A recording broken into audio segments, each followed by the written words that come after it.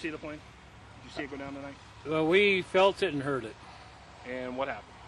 We were watching TV and seen a orange light, big boom, and then another blue light, big boom, and went outside, and we knew immediately a plane went down. And why did you know immediately that plane went down? You were saying something like this happened in the past. Yeah, it happened back in 2005. The house right over here got the main brunt. We inherited a wing from one of the planes that went down, and then the lady over here, I think the transformer hit her house. But it happens. I mean, this neighborhood, like I was mentioning before, is just a jinxed neighborhood. It's just a neighborhood that's, I'm almost thinking about selling my house on there, but it's terrible. When the plane went down over here, we went outside, and the flames were at least, I would say, probably about 50 feet in the air, hitting one of the pine trees right there.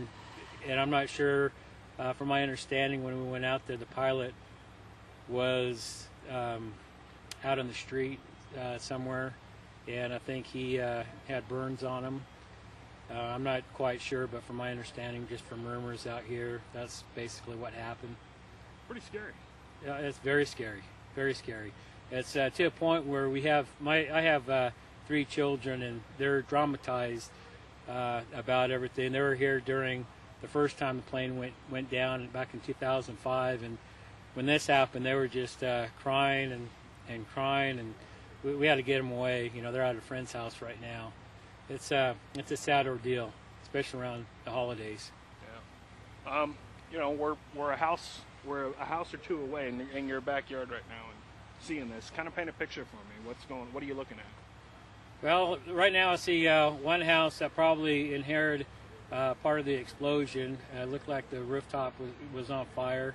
They just barely entered the house and extinguished that portion of the house, and that's in a cul-de-sac, one street over.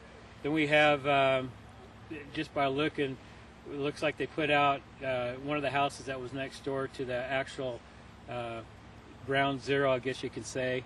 And then you have the other house that's probably burning a little bit as well. But it's just 3 houses. Looks total. I mean, they just look almost totally gone, and it's just sad. It really is. And I'm not even sure why a pilot would be flying in such weather anyway. And I'm not sure why the Ogden Airport would even let planes go. I was going to ask you about that. Describe the weather right now. Yeah, the weather right now, you barely can see, just driving, you barely can see probably about 20, 30 feet in front of you.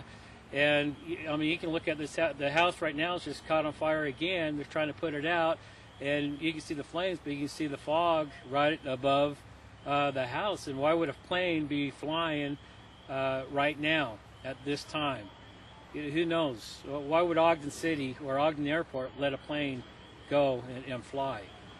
And it looks like nobody's got power.